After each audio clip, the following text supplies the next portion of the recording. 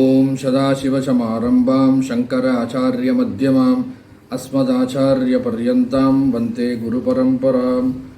ஓம் ஸ்ருதிஸ்மிருதிபுராணானாம் ஆலயம் கருணாலயம் நமாமி பகவத்பாதம் சங்கரம் லோகசங்கரம். சங்கரம் சங்கராச்சாரியம் கேசவம் பாதராயணம் சூத்திரபாஷ்யகிருதௌ வந்தே பகவந்தௌ புனః புனः. ஈஸ்வரோ குருராத்மேதி மூர்த்திபேதவிபாஹினே व्योमवद्व्याप्तदेहाय दक्षिणामूर्तये नमः. ओं या देवी स्तूयते नित्यं विबुधैर्वेदपारगैः सा मे वसतु जिह्वाह्रे ब्रह्मरूपा सरस्वती. निधये सर्वविद्यानां विषजे भवरोगिणां गुरवे सर्वलोकानां दक्षिणामूर्तये नमः.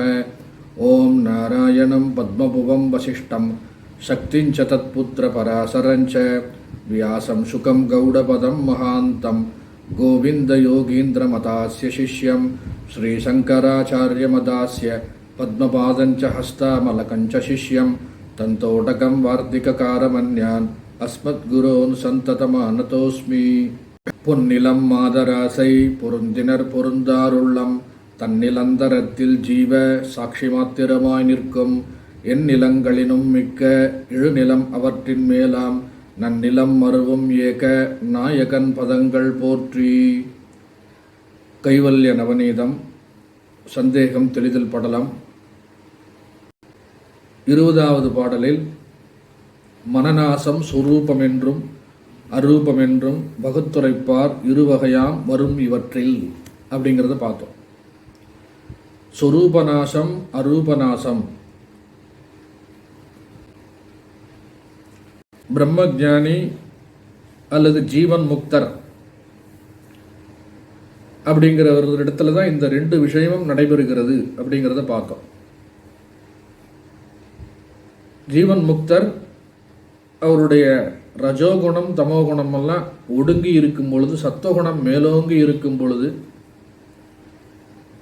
அவருக்கு சொரூபநாசம் ஏற்படுகிறது என்றும், பிறகு அது ஜீவன் முக்த நிலையிலிருந்து விதேக முக்தியை அடையும் பொழுது, சரீரம் இல்லாத நிலை வரும் பொழுது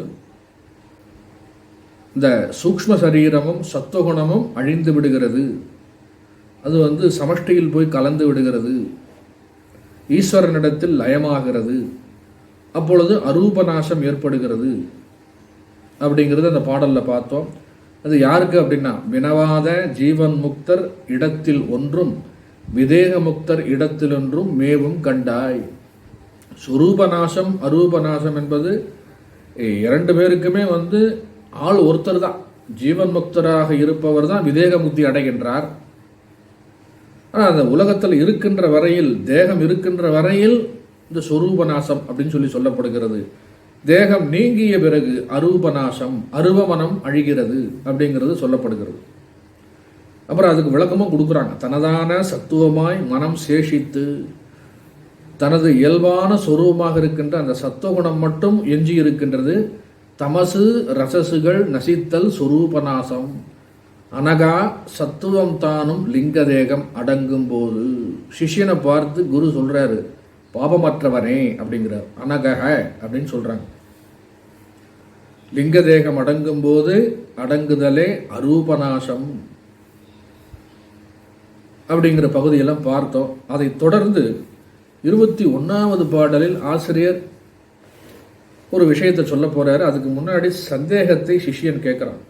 ஒரே சமயத்தில் இப்படி இந்த பிரம்மஞானி அல்லது ஜீவன் முக்தராக இருக்கின்றவர் மனசு ஒன்றுதான் இருக்கு. சொரூபநாசம் ஏற்படும் பொழுதும் அரூபநாசம் ஏற்படும் பொழுதும் அதே மனது தான் இருக்கு. ரெண்டு மனசு கிடையாது. இப்போ ஒரே சமயத்தில் ஒரே மனதை வைத்துக்கொண்டு இந்த ஜீவன் முக்தர் என்ன பண்றாரு, உலகத்தில் விவகாரம் பண்றாரு. எப்பொழுது அப்படின்னா, இந்த ரஜஸ் மற்றும் தமோகுணங்கள் இல்லாத பொழுது தூய சத்துவகுணத்தை அடிப்படையாக வைத்துக்கொண்டு தான் அந்த பிராரப்த போகத்தை அனுபவிக்கின்றார். யாரு? ஜீவன் முக்தர். அப்ப அந்த ஜீவன் முக்தர் இதை அனுபவிக்கும் போது அவருக்கு ஒரு மனது தான் இருக்கு. அந்த ஒரு மனதை வைத்துக்கொண்டு எப்படி இந்த ரெண்டு விஷயங்களையும் பண்றாரு, போகத்தையும் அனுபவிக்கின்றார், அதே நேரத்தில் என்ன பண்றாருன்னா ஞானத்தோடும் வாழ்ந்து கொண்டிருக்கின்றார். ஒரே சமயத்தில் உலக விவகாரங்களையும் பண்ணுகின்றார், உலக விவகாரமும் நடக்கின்றது, ஞான நிலையில் ஞான நிஷ்டையிலும் இருக்கின்றார், போகத்தையும் அனுபவிக்கிறார் அப்படின்னு சொல்லி சொன்னால் அதில் உடல் வாழ்க்கை நடக்கின்றது அப்படின்னு அர்த்தம் புரிஞ்சுக்கணும். போகம் அப்படின்னா அவர் இல்லாததெல்லாம் அனுபவிக்கல. இப்போ போகத்தையும் அனுபவித்து கொண்டு ஞானத்தோடும் இருக்க முடியுமா? அட் ஏ டைமில் டூயல் ரோல் அப்படி இருக்க முடியுமா? மனது தானே, எதையாவது ஒன்று தானே செய்ய முடியும். ஞான நிஷ்டையில் இருந்து கொண்டு உலக விவகாரம் பார்க்கிறார் என்றால் அது எப்படி சாத்தியம்? இதுதான் 21வது பாடல். 21வது பாடலை வாசிக்கிறேன். தத்துவ விளக்கப்படலம் 21வது பாடல். சுத்தமாம் சத்துவமே உண்மையாகும்,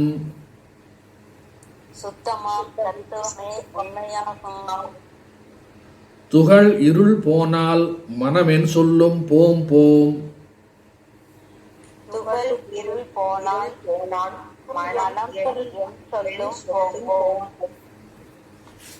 வர்த்தமானத்தில் வந்த உணவை உண்பார்,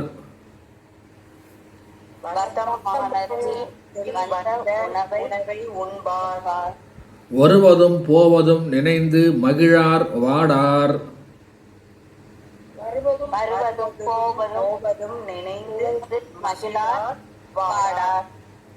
கர்த்தராம் அகந்தையை விட்டு அகர்த்தராகி,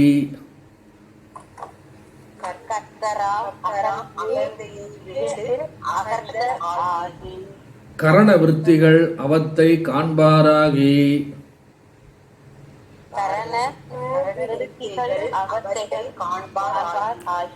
முத்தராய் இருக்கலும் புசிப்பும் கூடும்,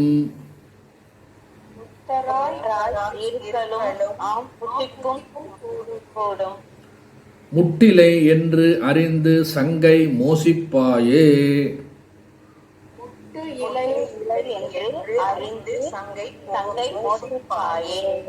வாசிக்கலாம். தூய சத்துவ குணமே மனதின் உண்மை வடிவமாகும். ராசத தமோ குணங்கள் நீங்கிய அந்நிலையில் உருவ மனம் என்பது ஒளிந்து போகும். இத்தன்மையுடைய ஜீவன் முக்தர்கள் நிகழ்காலத்தில் எந்த உணவு கிடைத்ததோ அதை உண்ணுவர். வருவது போவதை நினைத்து மகிழ்ச்சியோ வாட்டமோ அடைய மாட்டார்கள். ஒரு செயலை செய்தவன் கர்த்தா என்னும் அகம்பாவத்தை நீக்கி, யாவும் கருவி கரணாதிகளின் செயல் ஆதலால் யான் ஒன்றும் செய்யவில்லை என்ற அகர்த்தா தன்மையுடன் அந்த கரணத்தின் சாந்த கோர மூட விருத்திகளையும் சாக்கிர சொப்பன சுருத்தி முதலிய அவத்தைகளையும் சாட்சியாக இருந்து காண்பார்கள். ஆதலால் அவர்கள் விதி பயனான போகத்தை அனுபவிக்கும் போதே ஜீவன் முக்தராய் இருத்தலும் கூடும். இதற்கு தடை ஏதும் இல்லை என அறிந்து சந்தேகம் தீர்வாயாக. ஒரே நேரத்தில் ஜீவன் முக்தராகவும் இருக்க முடியும், உலக விஷயங்களில் கருத்தை செலுத்தி ஏதாவது சின்ன சின்ன காரியங்களும் பார்க்க முடியும், பெரிய பெரிய விஷயங்களையும் சாதிக்க முடியும். ஜீவன் முக்தருக்கு இது ரெண்டுமே என்னது அப்படின்னா சாத்தியம் அப்படின்னு சொல்லி சொல்றாரு. பாடலை பார்ப்போம். சுத்தமாம் சத்துவமே உண்மையாகும், துகள் இருள் போனால் மனமென் சொல்லும் போம் போம் அப்படின்னு சொல்லி சொல்றாரு. தூய சத்துவகுணம், சத்துவகுணம் எப்படி வருகின்றது அப்படிங்கிறத ஆராய்ச்சி பண்ணி பார்த்தோம் அப்படின்னா, இப்போ சாதாரண ஒரு மனிதனை எடுத்துக்கொண்டால் இந்த உலகத்தில் 3 குணமும் கலந்துருக்கிறது. தமோ குணம் இருக்கு, ரஜோகுணம் இருக்கு, சத்துவகுணம் இருக்கு. இந்த தமோ குணத்தை எப்படி போக்குவது அப்படின்னா, ஓயாம கர்மங்களை செய்து கொண்டே இருப்பது, காரியங்களை பார்த்து கொண்டிருப்பது, busy schedule, always busy, busiest person அப்படின்னு சொல்லி ஒருத்தரை சொல்கிறோம் அப்படின்னா, அது உலக விவகாரத்தில் சொல்லும் பொழுது ரொம்ப அவர் காரியங்களை நிறைய பார்க்குறாரு, பணம் நிறைய சம்பாதிக்கின்றார்,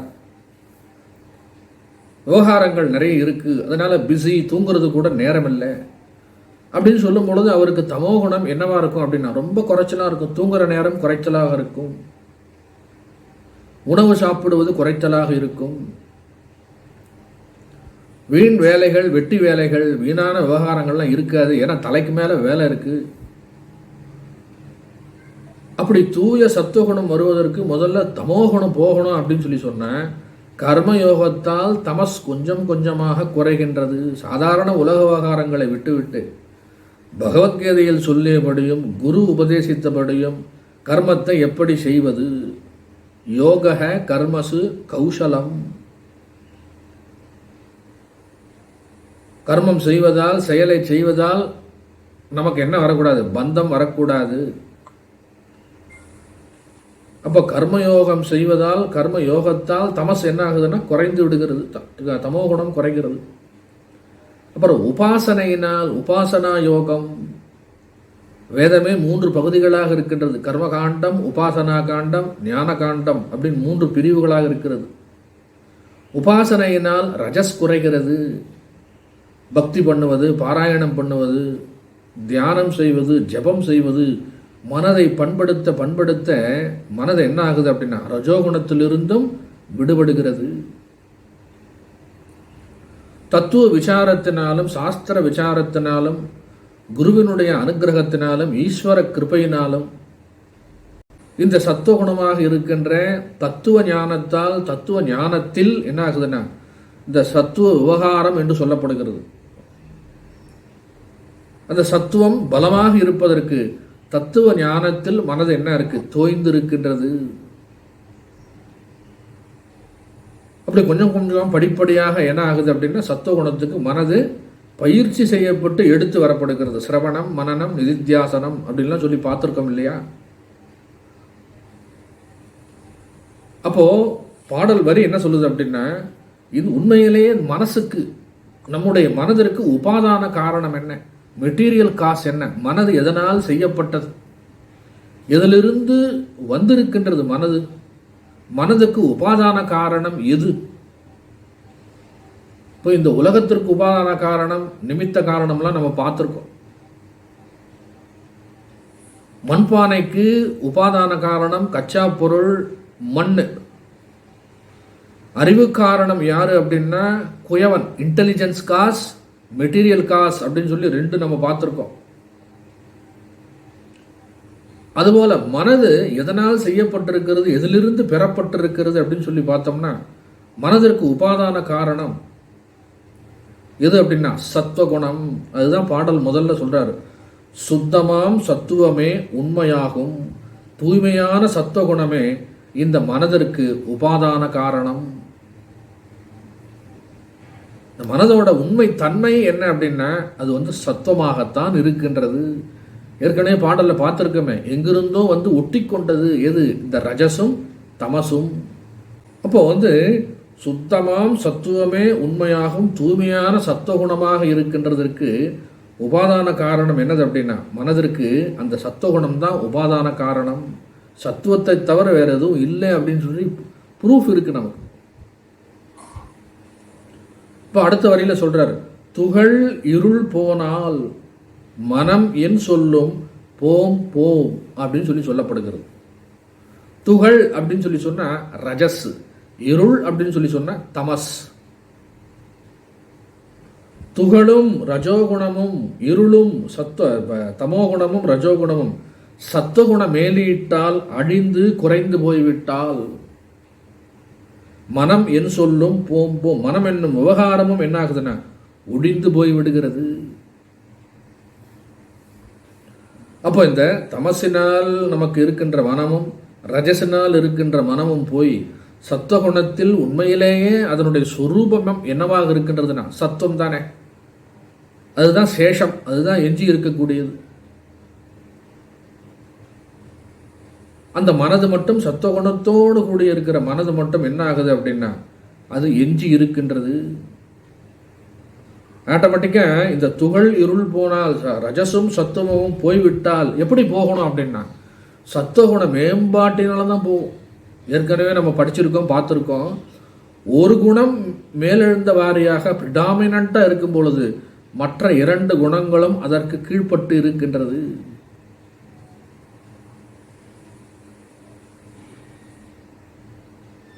சத்துவகுணம் மேலோங்கி இருந்தால் ரஜோகுணமும் தமோகுணமும் அதற்கு கீழாக இருக்கின்றது. லோ ஆக்டிவேஷன் எது அப்படின்னா ரஜசும் தமசும். ரஜோகுணம் அதிகமாக இருந்தால் சத்துவம் குறைவாக இருக்கின்றது, தமசும் குறைவாக இருக்கின்றது. தமோகுணம் அதிகமாக இருந்தால் சத்துவமும் ரஜசும் குறைவாக இருக்கின்றது. அப்ப நாம எப்படி அமைச்சுக்கணும் அப்படின்னா, சத்துவகுணத்தை அதிகமாக வளர்த்து அதனை மேம்பாடாக வைத்துக்கொள்ள வேண்டும். அதை பிரிடாமினா வச்சுக்கணும். அதுதான் சொல்லப்படுகிறது. துகள் இருள் போனால், துகளும் ரஜோகுணமும் இருளும் தமோகுணமும் சத்துவகுண மேம்பாட்டால் என்ன ஆகுது அப்படின்னா, அழிந்து அப்படின்னா சுத்தமாக அழிஞ்சு போகலை, குறைந்து விடுகிறது. குறைந்து விட்டால் மனம் என் சொல்லும் போம் போம் அப்படிங்கிறது.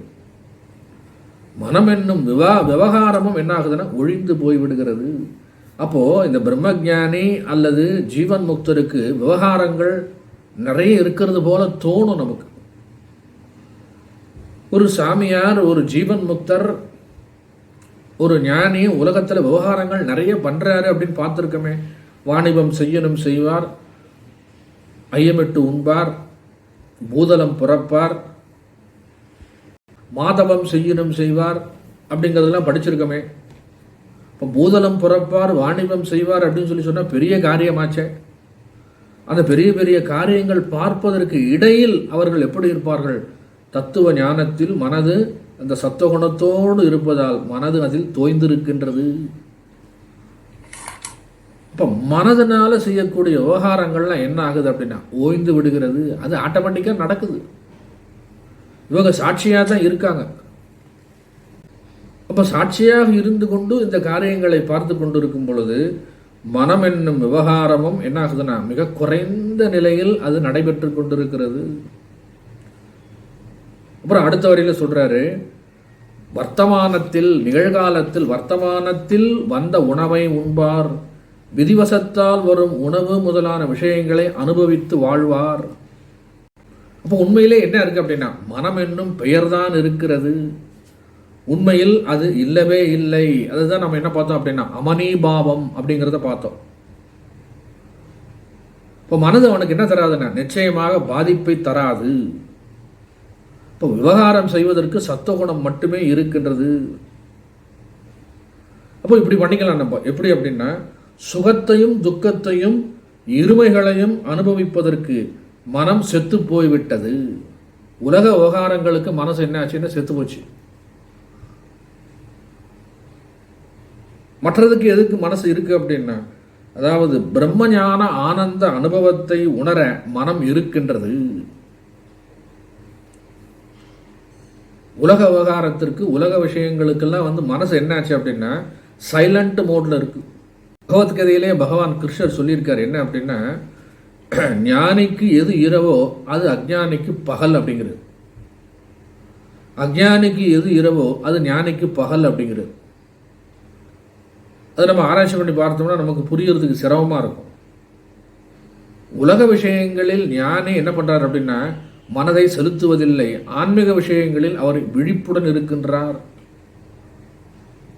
விவகாரத்தில் பண்ணிக்கிட்டு இருக்கும் போதும் விவகார தசையில் ஞானி என்ன பண்றாருன்னா அவர் அதில் ஏற்படுகின்ற சலனங்களுக்கு பாதிப்படைவதில்லை.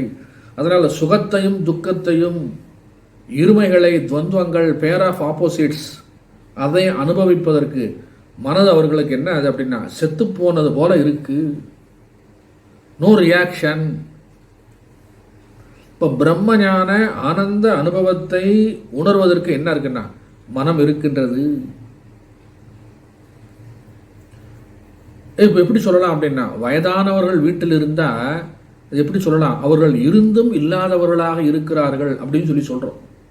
ஏதோ இருக்காங்க அவ்வளவுதான். உடல்ல உயிர் ஒட்டி இருக்கு, உணவு சாப்பிடுறாங்க அவ்வளவுதான். ஆனா விவகாரங்கள் எதுவும் இல்லை. ஆனா அதற்கு நேர் மாறாக இந்த வர்த்தமானத்தில் நிகழ்கின்ற விஷயங்கள் எல்லாம் நிகழ்காலத்தில் வருகின்ற அந்த உணவு முறைகள் எல்லாம் என்ன பண்றாங்க, வருவது வரட்டும் போனது போனட்டும் என்று இருக்கின்றார்கள். பாடலை பார்ப்போம். வந்த உணவை வர்த்தமானத்தில் வந்த உணவை உண்பார், வருவதும் போவதும் நினைந்து மகிழார் வாடார். கர்த்தராம் அகந்தையை விட்டு அகர்த்தராகி கரண விருத்திகள் அவத்தை காண்பாராகி முத்தரா இருக்கலும் புசிப்பும் கூடும்.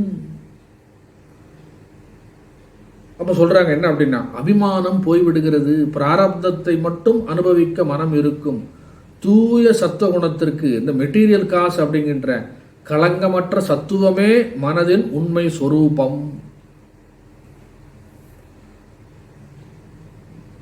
என்ன வருது என்ன போகுது அப்படிங்கிறத பத்தி கவலைப்படுறதில்ல. வருவதும் போவதும் நினைந்து மகிழார் வாடார் அப்படின்னு சொல்லப்படுகிறது. இந்த வருவதும் மகிழ்வதும் அப்படிங்கிறது, வருவதும் போவதும் அப்படிங்கிறது துவந்தங்கள். வந்த உணவை உண்பார் அப்படிங்கிறது எதிர்ச்சாலாப சந்துஷ்டக. என்ன வருது அதை அப்படியே ஏற்றுக்கொள்கின்றார் பிரசாதமாக, ஈஸ்வர புத்தியோடு. ஈஸ்வரார்ப்பண மஸ்து அப்படின்னு சொல்லி முடிச்சிடுறார். நாளைக்கு என்பது எதையும் சேர்த்து வைப்பதில்லை. அதுக்கு ஒரு உதாரணம் சொல்லப்படுகிறது. அஜ்ஞானி என்ன பண்றான்? அஜ்ஞானி என்ன பண்றான்னா, எனக்கு இது வந்தது இது போனதுன்னு சொல்லி என்ன பண்றான்? வருத்தப்படுறான். ஆனால் அது மாதிரி இவர் என்ன பண்றதில்லை, வருத்தப்படுவதில்லை. வினைப்பயன்களாக வந்து செல்லும் விஷயங்களை நினைத்து நினைத்து அஜ்ஞானிகளைப் போல மகிழ்ச்சியோ வருத்தமோ அடைவதில்லை. இதெல்லாம் இந்த ஜீவன் முக்தரோட லட்சணங்களை சொல்லி வருகிறார். ஏன் ஒரே சமயத்தில் போகத்தையும் யோகத்தையும் அவர் அனுபவிக்கிறார், சமாதியிலும் இருக்கின்றார் அப்படின்னு சொல்லும் பொழுது, ஞானத்தோடு இருக்கின்றார் என்று சொல்லும் பொழுது இந்த ரெண்டு விஷயங்களும் சொன்னாதான் புரியும். இதெல்லாம் ஏற்கனவே படித்து பார்த்த மாதிரி தான் நமக்கு தெரியுது. தத்துவ விளக்க படலத்திலே 88, 89, 90, 91 4 பாடல்களில் ஜீவன் முக்தரை பற்றியும் விதேக முக்தரை பற்றியும் விரிவாக நம்ம பார்த்துருக்கோம். அதிலே இதெல்லாம் வந்திருக்கு.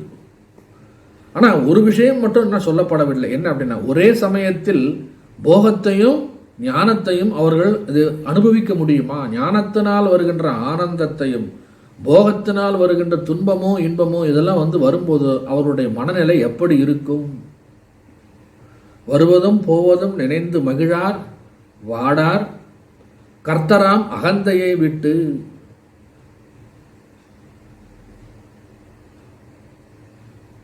ஒரு பழமொழி சொல்லுவாங்க. எப்படி அப்படின்னா, தலையெழுத்து எப்படி இருக்கோ அப்படிதான் என்ன இருக்கும், சாப்பாடு கிடைக்கும்பாங்க. தலையில என்ன எழுதி வச்சிருக்கோ அதுக்கேற்ற மாதிரி தான் இலையில விழும் அப்படின்னு சொல்லுவாங்க. எத்தனையோ பேர் உணவுக்காக என்ன பண்றான், பெரும்பாடுபடுறான், அரும்பாடுபடுறான். உலகத்துல நிமித்தம் பகுகிருத வேஷக. எல்லாருமே என்ன பண்றோம், இந்த ஜான் அளவு இருக்கின்ற வயிற்றுப்பாட்டுக்கு தான் நம்ம என்ன பண்றோம், உலகத்துல பாடுபட்டுக்கிட்டு இருக்கோம். அடுத்த வேளை உணவு, நாளைக்கு என்ன நம்ம சாப்பிடணும், அதெல்லாம் நம்ம என்ன பண்ணிக்கிட்டு இருக்கோம், ரெடி பண்ணிக்கிட்டே இருக்கோம். பொதுவாக உலகத்தில் நம்ம வாழக்கூடிய நம்ம வாழக்கூடியது எதற்காக அப்படின்னா, உண்ண உணவு, உடுக்க உடை, இருக்க இடம். இதில் பிரதானமாக இருப்பது என்ன அப்படின்னா உண்ண உணவு.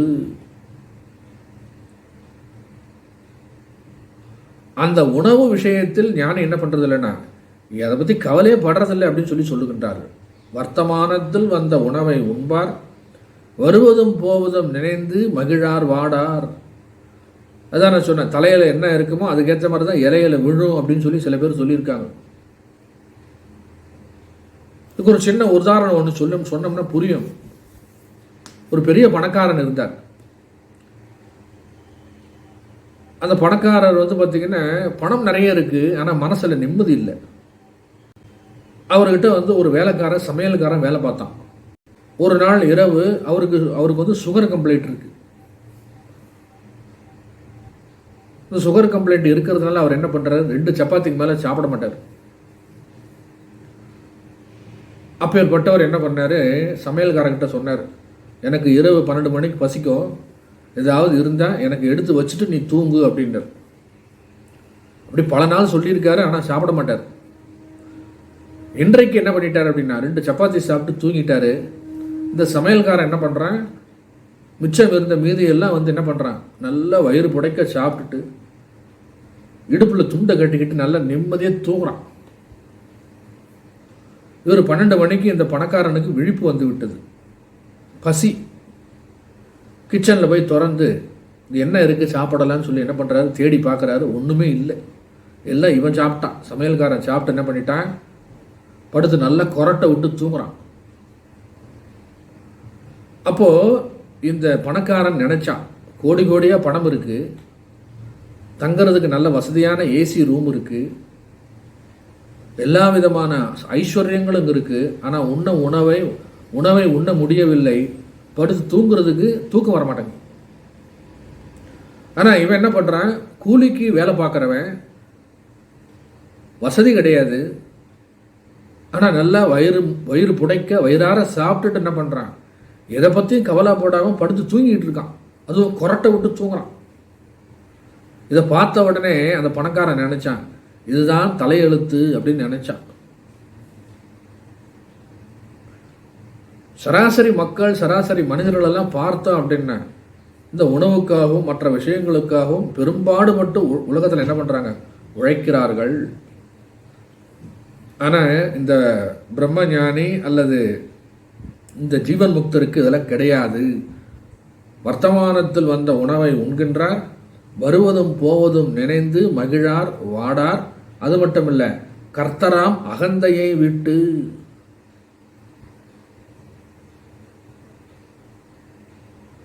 பொதுவாக ஞானியோட இந்த ஜீவன் முக்தரோட நிலை என்ன சொல்லப்படுகிறதுனா அஜகர விருத்தி என்று சொல்லப்படுகிறது. அஜகர விருத்தி அப்படின்னா மலைப்பாம்பு. மலைப்பாம்பு எப்படி இருக்கும், காட்டில் இருக்கும், மலையில் இருக்கும். அது உணவை தேடி செல்வதில்லை. தன்னிடத்தில் வந்த உணவை என்ன பண்ணும் அப்படின்னா லவக்கன் பிடிச்சிக்கும், சாப்பிட்றோம், அவ்வளோதான். வேற எங்கேயும் போகிற மாதிரி இல்லை ஐடியா. அதுபோல தான் ஜீவன் முக்தர் என்ன பண்ணுறாரு அப்படின்னா எங்கேயும் போகிறதில்லை, உணவுக்காக செல்வதில்லை, உணவை பற்றி நினைப்பதில்லை, வருகின்றதை ஏற்றுக்கொள்கின்றார். அதுக்கு பேர் தான் அஜகர விருத்தி என்று பெயர். இதெல்லாம் சாஸ்திரத்தில் சொல்லப்பட்டிருக்கு. அஜகர விருத்தி, மதுகர விருத்தி, கரபாத்திர சன்னியாசி. கரமே என்னது, 2 கை தான் என்னது அப்படின்னா பாத்திரம். இந்த கையளவுக்கு உணவு கிடைச்சா அதுக்கு மேலே வாங்கி சாப்பிட மாட்டாங்க. கரபாத்திர பிக்ஷா.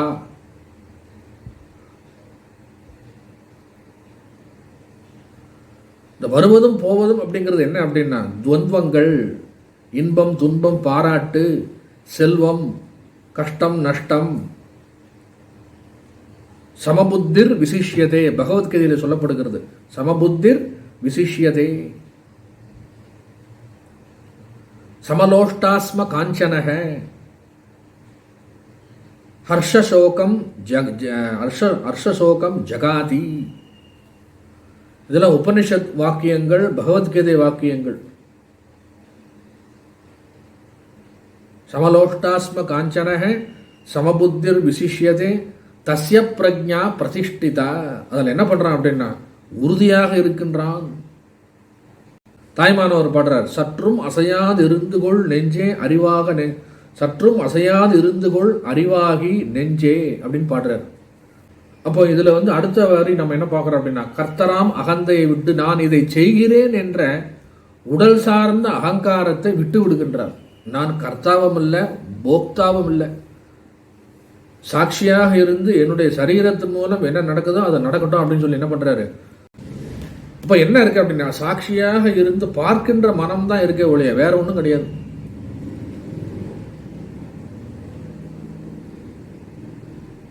அப்ப அஞ்ஞானத்தையோ துக்கத்தையோ மகிழ்ச்சியையோ அனுபவிக்க மனமில்லை. ஞானத்திற்கு பிறகு விவகாரங்களை செய்ய மனம் இருக்கத்தான் செய்யும். ஆமா, பிரம்ம ஞானத்தை பெற்ற பிறகும் மனம் இருக்கத்தான் செய்கிறது. அப்போ என்னென்ன ஆச்சு அப்படின்னா வர்த்தமானத்தில் வருகின்ற விஷயங்களை ஏற்றுக்கொள்கின்றார். வருவதும் போவதும் பற்றி கவலைப்படுறதில்ல. நான் என்னும் அகந்தையை விட்டு விடுகின்றார். நான் என்ற அகங்காரமும் எனது என்ற மமகாரமும் இந்த ஜீவன் முக்தருக்கு என்ன தரும்னா இல்லை. அகர்த்தராகி ஆத்மா அகர்த்தா என்னும் ஞானத்தால் தன்னை ஆத்மா என நினைத்திருந்து கரணவிருத்திகள் மனதில் தோன்றும் எண்ணங்களையும் என்ன பண்றாரு அவஸ்தை காண்பாராகி விழிப்பு முதலான அவஸ்தைகளையும் காணும் சாட்சியாக. அப்போ தன்னை ஆத்மாவாக பிரம்மமாக எப்படி உணர்ந்து அதை வெளிப்படுத்துகின்றார், அதை அடிப்படையாக வைத்துக்கொண்டு எப்படி செயல்படுகின்றார் அப்படிங்கிறதுக்கு இதெல்லாம் என்னதுன்னா விஷயங்கள். கர்த்தராம் அகந்தையை விட்டு நான் தான் இதை செய்தேன், என்னால் தான் இது நடந்தது, நான் இல்லை என்றால் இது நடக்காது அப்படிங்கிறதுலாம் என்ன அப்படின்னா அகந்தையினுடைய வெளிப்பாடு.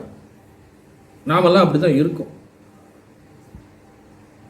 ஈஸ்வரார்ப்பணமாக செய்தேன், கடவுளுக்காக செய்கின்றேன், பிரசாதமாக வருவதை ஏற்றுக்கொள்கின்றேன் அப்படிங்கிற மனோபாவனையெல்லாம் ஜீவன் முக்தருக்கு தான் அப்ளிகபிள், ஞானிக்கு தான் அப்ளிகபிள். இதெல்லாம் பகவத்கீதையில் பார்த்துருக்கோம். ஆத்மா அகர்த்தா. ஏன்னா நான் யார் அப்படின்னா, நான் மனிதன் அல்ல, ஜீவன் அல்ல, நரன் அல்ல, உடல் அல்ல, இந்திரியங்கள் அல்ல, மனம் அல்ல. நான் யாருன்னா ஆத்மா. ஆத்மா செயலை செய்வதும் இல்லை, ஆத்மா செயலை செய்விப்பதும் இல்லை. அது கர்த்தாவும் இல்லை, போக்தாவும் இல்லை. அப்படி என்று அகர்த்தராகி ஆத்மா அகர்த்தா என்னும் ஞானத்தால் தன்னை ஆத்மா என நினைந்து உணர்ந்து அதன்படி என்ன பண்றாரு, நடக்கின்றார். அதனால் அவருடைய மனதில் தோன்றுகின்ற விருத்திகள் கரண விருத்திகள்.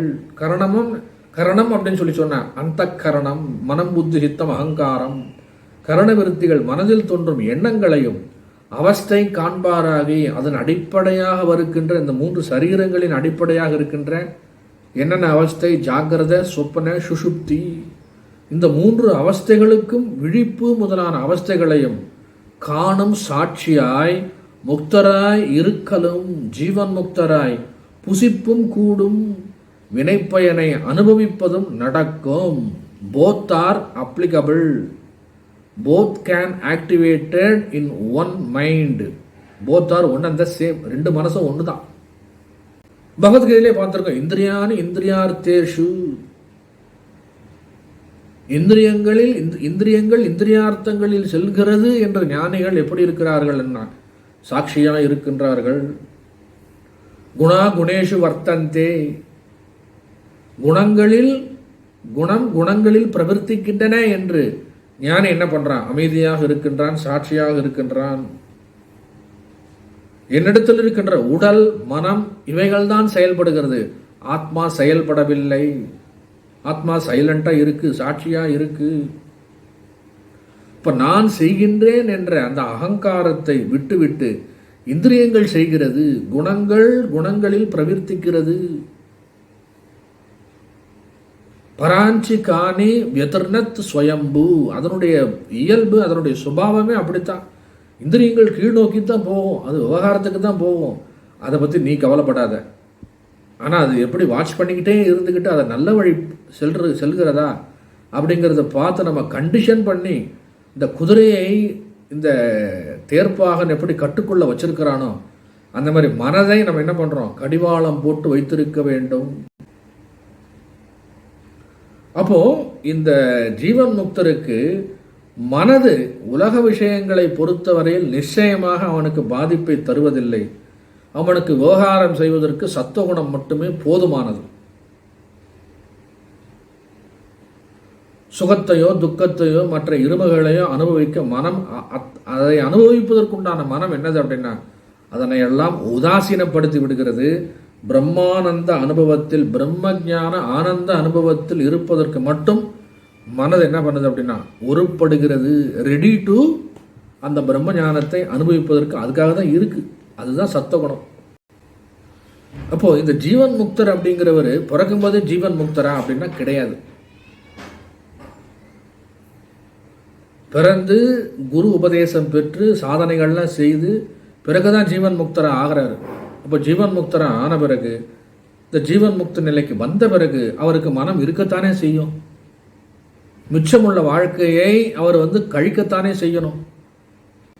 அப்போ ஜீவன் முக்தர் ஆன பிறகும் மனம் உண்டு, பிரம்மஞானத்தை பெற்ற பிறகும் மனது உண்டு. ஞானத்திற்கு பிறகு மனம் விவகாரங்களையும் செய்கிறது.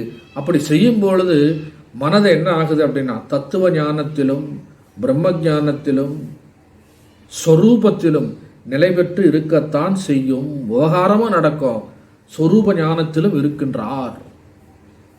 அட் ஏ டைம்ல ஒரே மனது 2 விதமான விஷயங்களையும் செய்கிறது. உலக விவகாரங்கள் செய்வதனால் இந்த ஞானிக்கு வர்த்தமானத்தில் பாதிப்பு எதுவும் இல்லை. No reaction because of action. அதுதான் அடுத்த சொல்றாரு, முக்தரா இருக்கலும் ஜீவன் முக்தரா இருக்கலும் புசிப்பும் கூடும், வினைப்பயனை அனுபவிப்பதும் நடக்கும். அதே நேரத்தில் ஜீவன் முக்த நிலையில் இருப்பதும் நடக்கும். கடைசியா முடிக்கிறார், முட்டிலை என்று அறிந்து சங்கை மோசிப்பாயே, இவ்வாறு இருப்பதற்கு ஒருவித தடையும் இல்லை என்று நீ அறிந்து சந்தேகத்தை விட்டுவிடு. சந்தேகப்படாத. ஒரே ஆளால ஒரே மனதினால 2 காரியங்களையும் செய்ய முடியும். தாமரை இலை தண்ணீரில் இருப்பது போல, சேற்று மீன் சேற்றில் இருப்பது போல, அதுபோல இந்த உலகத்தில் ஞானி இருந்து கொண்டு உலகத்தில் ஒட்டாமல் இருக்கவும் முடியும், உலகத்தில் வாழவும் முடியும். தாமரை இலை தண்ணீரில் இருக்கு, ஆனால் தண்ணியில் ஒட்டாது, ஆனால் அதில் தான் வாழ்ந்துக்கிட்டு இருக்கு, அதில் தான் வளருது. சேற்று மீன் சேற்றில் இருக்கும், ஆனால் சேறு அந்த மீனின் உடலில் ஒட்டாது. அதுபோல ஞானி இந்த ஜீவன் முக்தராக ஆன பிறகு பிறவி முக்தர் கிடையாது, பிறவி ஜீவன் முக்தர் கிடையாது. இடையில தான் ஜீவன் முக்த நிலை வருகிறது. மிச்ச பாதி வாழ்க்கை என்ன ஆகுது அப்படின்னா பிராரப்தத்தை கழிக்கின்றார்.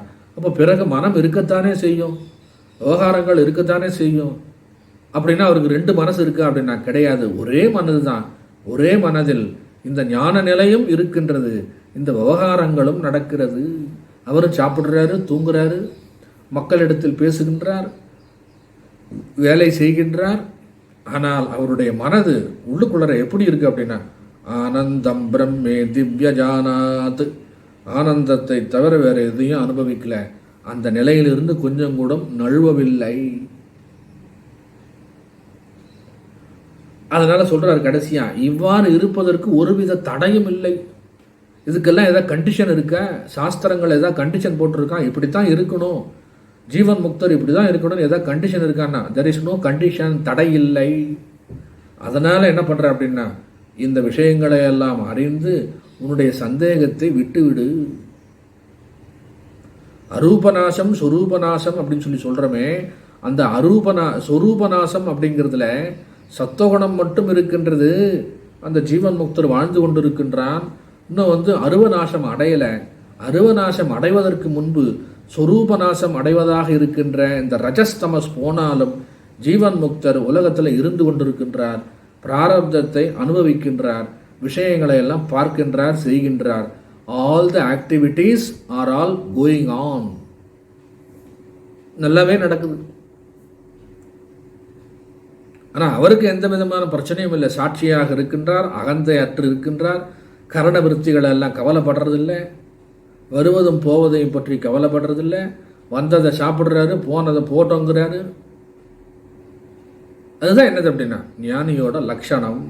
அப்போ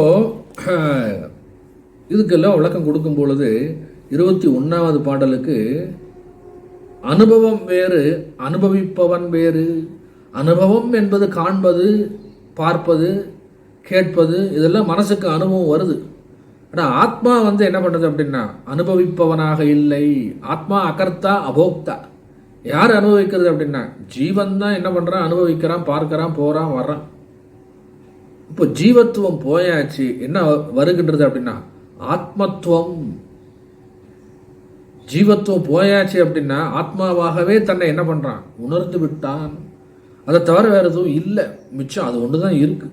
அப்புறம் இன்னும் தெளிவாக சொல்ல போனால் எண்ணங்களையும் 3 அவஸ்தைகளையும் சாட்சியாக கண்டு என்ன பண்றாரு அப்படின்னா ஜீவன் முக்தருக்கும் வினைப்பயன் அனுபவிப்பதும் நடக்கும், இதற்கு தடை இல்லை. இந்த மாதிரி ஆளை எங்க போய் பார்க்கறது அப்படின்னா அதெல்லாம் பழகி பார்த்து அந்த மாதிரி ஏதாவது புண்ணியம் இருந்தால் தான் நமக்கு அவங்கள கண்ணாலே பார்க்க முடியும். அப்போ அவங்க எப்படி நினைக்கிறாங்க, ஐ ஆம் having the body, I am not the பாடி. கர்த்தராம் அகந்தையை விட்டு. அந்த அகந்தை எதனால வருது அப்படின்னா இந்த உடல் அபிமானத்தினால வருது. அப்போ ஜீவன் முக்தர் எப்படி நினைக்கிறார் அப்படின்னா நான் இந்த உடல் அல்ல, ஐ ஆம் நாட் த பாடி, ஐ ஆம் ஹேவிங் த பாடி. நான் உடல் அல்ல, நான் உடலை வைத்திருக்கின்றேன், உடலை உடையவனாக இருக்கின்றேன். நம்முடைய 3 அவஸ்தைகள் ஜாக்கிரதை, சொப்பன, சுஷுப்தி இருக்கு இல்லையா, அந்த அவஸ்தையோடு நாம் கலந்து விடுகின்றோம். ஆனால் அவர் என்ன நினைக்கிறார்னா ஐ ஆம் த ட்ரீமர், ஐ ஆம் த ஸ்லீப்பர், என்ன ஐ ஆம் த வேக்கர்.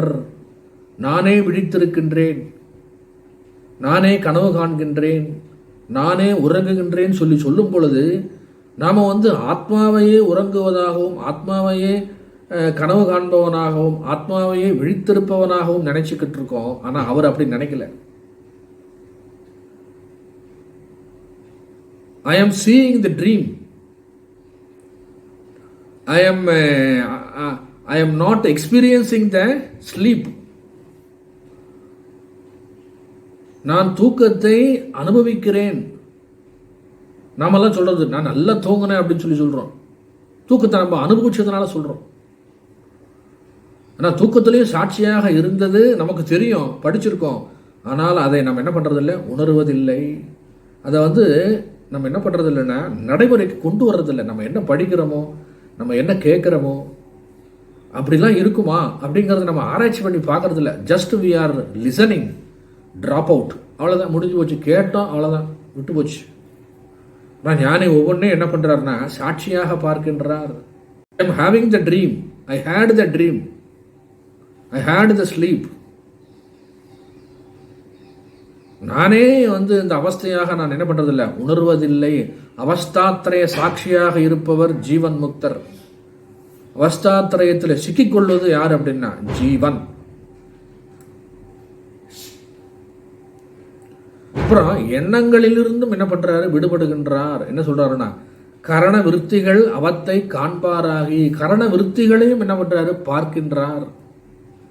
மனதில் எழுகின்ற எண்ணங்களோடு அவர் சம்பந்தப்படுவதில்லை. அதான் சொல்றாங்க அப்படின்னா I am the thinker but I am not the thought. நான் எண்ணங்களை பார்க்கின்றேன், எண்ணங்களே நான் அல்ல. எண்ணங்களோடு நாம் என்ன பண்றோம் அப்படின்னா ஒன்றித்து விடுகின்றோம். நான் ஒரு எண்ணம் எண்ணினால் அந்த எண்ணம் என்னை இயக்குகிறது, ஆப்ரேட் பண்ணுது என்னை. அந்த எண்ணத்தின் பிரகாரம் நான் செயல்படுகின்றேன். இந்த எண்ணம் சரியானதுதான் சொல்லி சீர்தூக்கி பார்த்து அந்த எண்ணத்துக்கு நம்ம என்ன பண்றது இல்லை, அனுமதியெல்லாம் கொடுக்கறது இல்லை. அது பாட்டுன்னு அது ஓடுது. ஆனால் ஞானி அப்படி இல்லை. ஒவ்வொரு எண்ணத்தையும் அவர் என்ன பண்றாரு, வாட்ச் பண்ணிக்கிட்டே இருக்காரு. கரண விருத்திகள் பாடல்ல போட்டிருக்கு. அகந்தையை விட்டு அகர்த்தராகி கரண விருத்திகள் அவத்தை காண்பாராகி. இந்த மனதில் இருக்கின்ற விருத்திகளையும் அவஸ்தைகளையும் காண்கின்றார்னு போட்டிருக்கு. ஒன்றித்து விடுகிறார்னு போடல, காண்பாராகி. முக்தராய் இருக்கலுமாம் புசிப்பும் கூடும் முட்டிலை என்று அறிந்து சங்கை மோசிப்பாயே.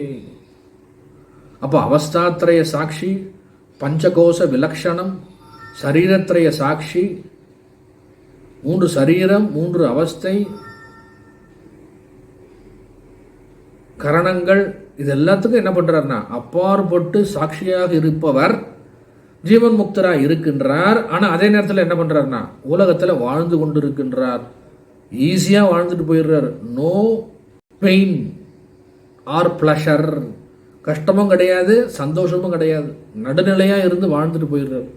சத்துவகுண காரியமா இருத்தலின், சத்துவகுணமே அருவ மனத்தின் யதார்த்த வடிவம். சத்துவகுணம் தான் என்னது அப்படின்னா அருவமாக இருக்கின்ற மனதினுடைய யதார்த்த வடிவம். அதனால் ரஜோகுணமும் தமோகுணமும் தத்துவ ஞான அபியாசத்தினால், நல்ல அருமையான வார்த்தை, தத்துவ ஞான அபியாசத்தினால், சாஸ்திர விசாரத்தினால் ரஜோகுணமும் தமோகுணமும் ஒழிந்து போனால் உருவ மனம் என்னும் வார்த்தையும் ஒழிந்து போகிறது. உருவ மனம் அப்படிங்கிறது என்னாச்சுன்னா போச்சு. அப்ப ஜீவன் முக்தர் எப்படி இருக்காருன்னா உருவ மனம் ஒழிய அருவ மனமுடையவராய் இருத்தலால் அவர் நிகழ்காலத்தில் பிராரப்த கர்மத்தால் வருகின்ற உணவை உண்ணுகின்றார். அஞ்ஞானிகளைப் போல் முன்னாடி வந்ததும் போனதும் இனி வருவதும் போவதுமான விஷயங்களை எண்ணி எண்ணி மகிழ்ச்சியும் கொள்வதில்லை, வருத்தமும் அடைவதில்லை. அப்புறம் மறுபடியும் கண்டினியூ ஆகுது. நான் கர்த்தாவெனும் அகம்பாவத்தை நீக்கி. அகம்பாவம் அப்படின்னா நான் என்கின்ற பாவனை.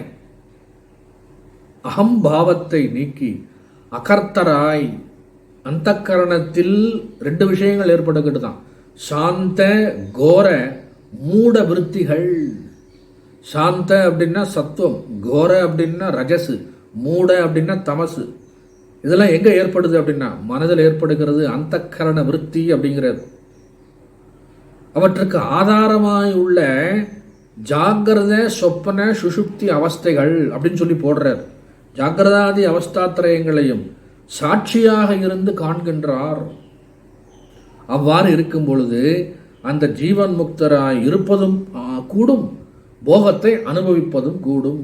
அப்படி இருக்கும் பொழுது ஜீவன் முக்தராகவும் இருக்க முடியும், இந்த உலகத்தில் வாழவும் முடியும்.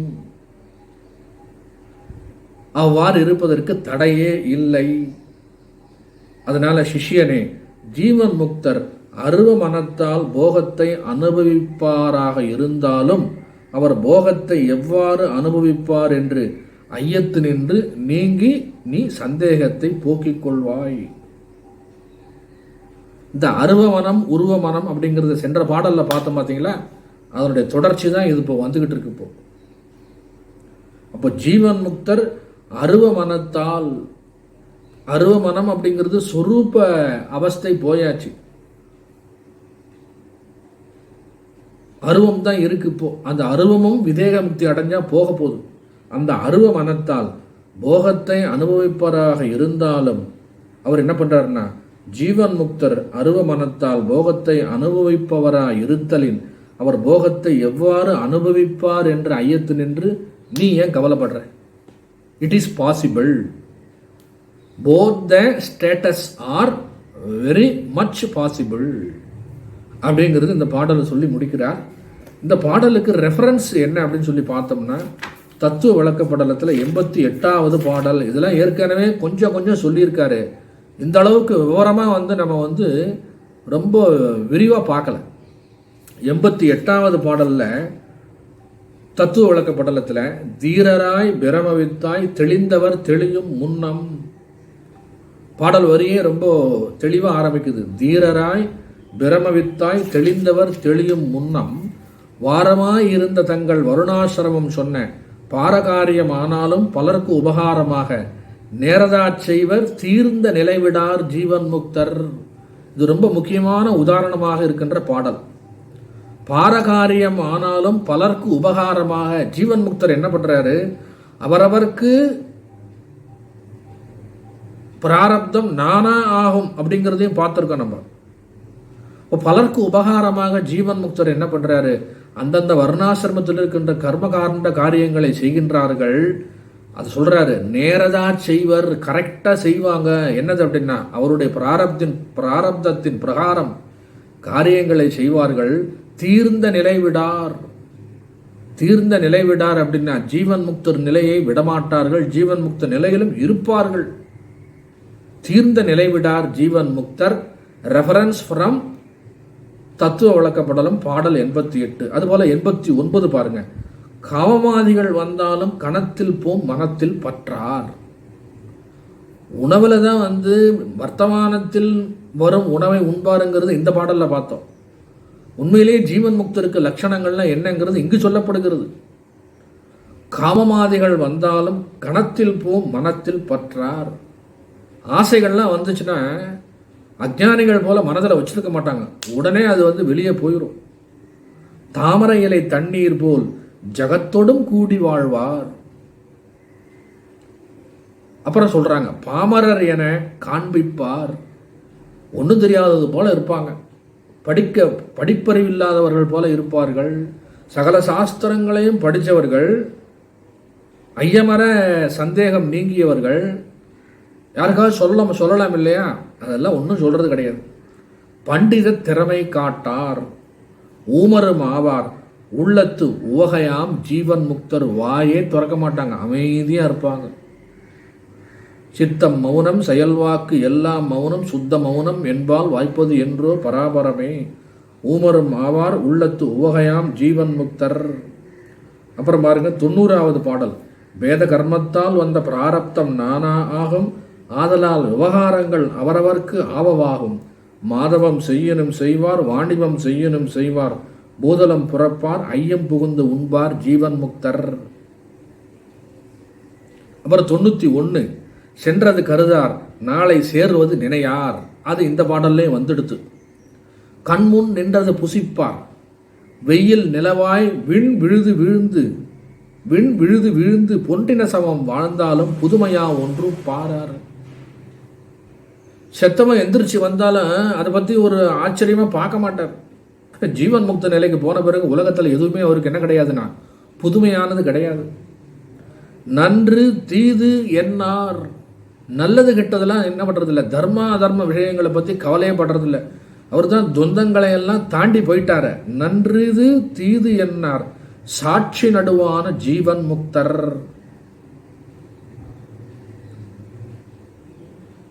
இதெல்லாம் என்னது அப்படின்னா இந்த சந்தேகம் தெளிதல் பாடல்ல 21வது பாடலுக்கு என்னென்ன பாடல்ல தான் நம்ம ஏற்கனவே பார்த்துருக்கோம் அப்படிங்கிறதுக்கு கனெக்ஷன் 88, 89, 90, 91. அப்போ ஜீவன் முக்தரால் என்ன பண்ண முடியும் அப்படின்னா வேலையும் செய்ய முடியும், சாப்பிடவும் முடியும், தூங்கவும் முடியும், சாதாரண மனிதரை போலவே இருப்பார். ஆனால் அவர் யார் அப்படின்னா ஜீவன் முக்தர். மனது எப்படி இருக்கும் அப்படின்னா உயர்ந்த நிலையில் தத்துவ ஞானத்தில் பிரம்மானந்த நிலையில் இருப்பார்கள். ஏற்கனவே இருந்திருக்கிறார்கள், இப்பொழுதும் இருக்கக்கூடும். யாராவது போய் பார்த்து நம்ம என்ன பண்ணலாம், நமஸ்காரம் பண்ணிக்கலாம். அதுதான் இந்த பாடல். ஒரே சமயத்தில் போகத்தையும் அனுபவித்து கொண்டு ஞானத்தோடும் இந்த ஞானிகளால் இருக்க முடியுமா அப்படின்னா முடியும், அதில் தடை ஏதும் இல்லை அப்படிங்கிறது குருவோட பதில். இப்போ இந்த பாடலுக்கு விளக்கம் படிக்கலாம். தூய சத்துவ குணமே மனத்தின் உண்மை வடிவமாகும். ராட்சச தமோ குணங்கள் நீங்கிய அந்நிலையில் உருவ மனம் என்பது ஒளி.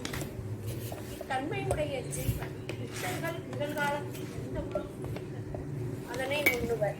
வருவது போவதை நினைத்து மகிழ்ச்சியோ வாட்டமோ அடைய மாட்டார்கள். ஒரு செயலை செய்தவன் என்னும் அகம்பாவத்தை நீக்கி யாவும் கருவி கரணாதிகளின் செயல் ஆதலால் யான் ஒன்றும் செய்யவில்லை என்ற அகர்த்தா தன்மையுடன் அந்த கரணத்தின் சாந்த கோர மூல விருத்திகளையும் சாக்கிர சொப்பன சுளுத்தி முதலிய அவத்தைகளையும் சாட்சியாக இருந்து காண்பார்கள். ஆதலால் அவர்கள் விதிப்பயனான போகத்தை அனுபவிக்கும் போதே ஜீவன் முக்தராய் இருத்தலும் கூடும். இதற்கு தடையேதும் இல்லை என அறிந்து சந்தேகம் தீவாயா. முடிச்சிருவோம். ஐயனே எனது உள்ளே நின்று அனந்த ஜென்மங்களாண்ட மெய்யனே உபதேசிக்க வெளிவந்த குருவே போற்றி. உய்யவே முக்தி நல்கும் உதவிக்கோர் உதவினாயேன் செய்யுமாறு ஒன்றும் காணேன் திருவடி போற்றி போற்றி. மூர்த்தியெல்லாம் வாழி எங்கள் மோன குரு வாழி அருள் வார்த்தை என்றும் வாழி அன்பர் வாழி பராபரமே.